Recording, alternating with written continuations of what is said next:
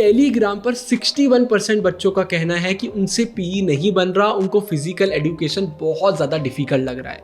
और ये सुनकर मुझे ज़्यादा हैरानी नहीं हुई, क्योंकि पीई सच में डिफ़िकल्ट है। पीई इसलिए डिफ़िकल्ट नहीं है कि इसमें टॉपिक्स बहुत डिफ़िकल्ट हैं, वो तो हम एक दो बार पढ़ते हैं हमसे बनने लग जाते हैं।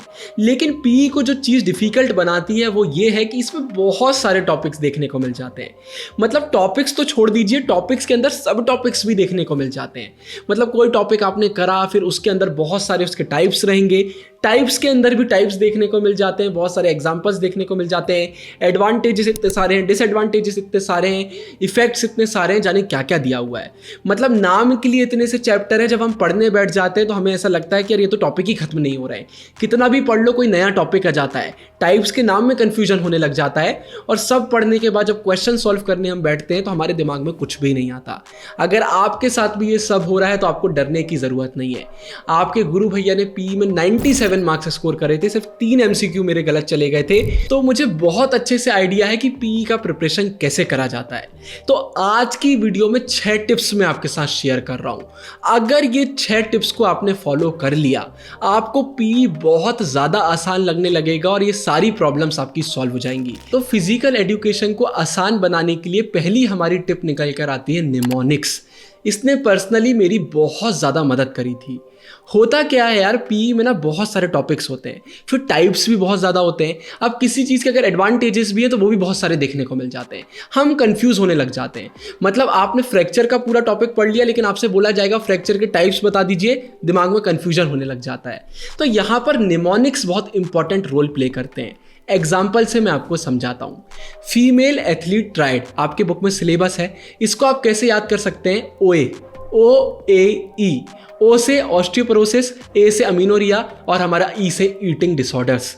ओए आपने याद किया, अब आप ये चीज़ नहीं भूलेंगे।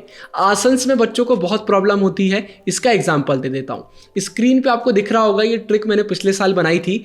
हर एक डिसीज़ के मैंने 4 आसन आपको बताए और उसका ट्रिक भी मैंने बताया है। एग्जाम्पल के लिए अगर आप पापा भूगोल याद कर लेते हैं, इसका कोई मीनिंग नहीं बनता, लेकिन फिर भी पापा भूगोल अगर आपको याद है तो आपको डायबिटीज़ के 4 आसन अपने आप याद हो जाएंगे। तो ये ट्रिक बहुत हेल्प करती है। अब आप बोलेंगे भैया अगर आप इतने ही एक्सपर्ट हैं तो आप ही हमें निमोनिक्स बता दीजिए सारे टॉपिक्स के।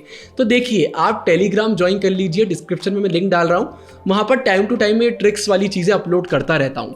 लेकिन मेरा ये मानना है कि निमोनिक्स आपको खुद बनाना चाहिए, और इसके पीछे एक रीज़न है। मैं आपको बना के दे दूंगा, बहुत चांसेस आप एग्जाम में भूल जाओगे, लेकिन जब हम खुद मेहनत करके अपने हिसाब से ट्रिक बनाते हैं, उसका कोई मीनिंग नहीं निकल रहा होता निमोनिक का, लेकिन हम बना लेते हैं तो हम भूलते नहीं हैं। तो ऐसे ही निमोनिक्स बनाते रहिए, उन्हें याद कर लीजिए, आपका काम बहुत आसान हो जाएगा। सेकंड टिप निकल कर आती है 6 से मेरा मतलब है किसी चीज़ में जहाँ पर बहुत सारे पॉइंट्स दिए हुए हैं उसमें से सिर्फ 6 पॉइंट्स आपको याद करना है। इसके पीछे सिंपल सा रीज़न है कि हमारे बोर्ड एग्जाम में जो लॉन्ग आंसर आता है वो 5 मार्क्स का आता है। मतलब वहाँ पर हमें सिर्फ 5 पॉइंट्स लिखना होता है, तो एक एक्स्ट्रा याद कर लीजिए, 6 कर लीजिए। एग्जाम्पल आपको मैं दे देता हूँ। आपको दिया हुआ है कि कार्डियो रेस्पिरेटरी सिस्टम में एक्सरसाइजेस के बेनिफिट्स बताइए। अब बुक में तो 20 बेनिफिट दिए हुए हैं, तो पूरे 20 आपको याद करने की ज़रूरत नहीं है, कोई भी 6 आप याद कर सकते हैं, आपका काम हो जाएगा। लेकिन यहां पर एक चीज जरूर से याद रखिएगा, जो नीचे ये टॉपिक्स दिए होते हैं ना बुक में, जैसे आपको मैं बोल देता हूं 20 बेनिफिट दिए हुए हैं, उसमें से कई बार 1-2 ऐसे होते हैं जिनसे सेपरेट क्वेश्चन भी बन जाता है। जैसे इसी एग्जांपल की अगर हम बात कर लेते हैं कि एक्सरसाइज से कार्डियो रेस्पिरेटरी सिस्टम में क्या फर्क देखने को मिलता है, तो यहां पर एक पॉइंट निकल कर आएगा, आप बुक में चेक करिएगा, कार्डियक आउटपुट। कार्डियक आउटपुट से अलग क्वेश्चन भी बन जाता है, आपको वेरी शॉर्ट में आ जाएगा कि कार्डियक आउटपुट से आप क्या समझते हैं। तो सिर्फ 1-2 ऐसे टॉपिक होते हैं जो आपको अच्छे से करना चाहिए, बाकी सारे टॉपिक में बहुत सारे पॉइंट्स है, सारे याद करने की जरूरत नहीं है, सिर्फ 6 पॉइंट याद करिए। अब आप बोलेंगे लेकिन मालूम कैसे चलेगा कौन सा पॉइंट इंपॉर्टेंट है? तो सिंपल सा आंसर दे देता हूं, जब आप PYQs करेंगे तो आपको बार बार वो देखने को मिलेगा। जैसे कार्डियक आउटपुट के आपको क्वेश्चन देखने को मिलेंगे तो आपको समझ में आ जाएगा कि हाँ भाई ये इंपॉर्टेंट है, क्योंकि ये पास्ट में आया हुआ है। फिर इसके बाद थर्ड टिप निकल कर आती है short systematic notes. Systematic notes से मेरा मतलब है, आपकी बुक में तो बहुत सारी चीज़ें दी होती हैं, आपको उसमें से सारी इंपॉर्टेंट चीज़ें एकदम शॉर्ट में लिखना है। कोई भी टॉपिक आप पढ़ रहे हैं उसकी एक डेफिनेशन सिंपल लैंग्वेज में लिख लीजिए। अगर उसके टाइप्स दिए हुए हैं तो टाइप्स के नाम लिख लीजिए। उसके एडवांटेजेस डिसएडवांटेजेस दिए हुए हैं, मैंने आपको बोला 6 आप याद करिए, सिर्फ 6 के नाम लिख लीजिए कि आप क्या सब हेडिंग बनाएंगे। मतलब इतनी बड़ी बुक को एकदम शॉर्ट में लिख लीजिए कॉपी में। इससे आपका रिवीजन भी अच्छे से होगा और बाद में आप भूलेंगे नहीं।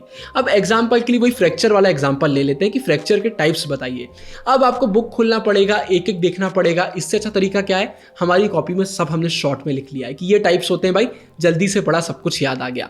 और अगर उसमें कुछ समझ में ना आए तो फिर आप बुक से पढ़ सकते हैं, लेकिन शॉर्ट नोट्स जरूर से बनाइए। फिर इसके बाद हमारे चैनल पर बहुत सारे चैप्टर्स की पास्ट 10 ईयर्स क्वेश्चंस वीडियोस आ चुकी हैं, जिसमें हमने पास्ट 10 ईयर्स के सारे क्वेश्चन कवर कराएं। लिंक आपको डिस्क्रिप्शन में मिल जाएगा, वो वीडियोस आप देख लीजिए। उससे सारे PYQs आपको मालूम चल जाएंगे, आंसर्स भी हमने प्रोवाइड किए हुए हैं, इनफैक्ट एक्सप्लेनेशन भी प्रोवाइड करा हुआ है।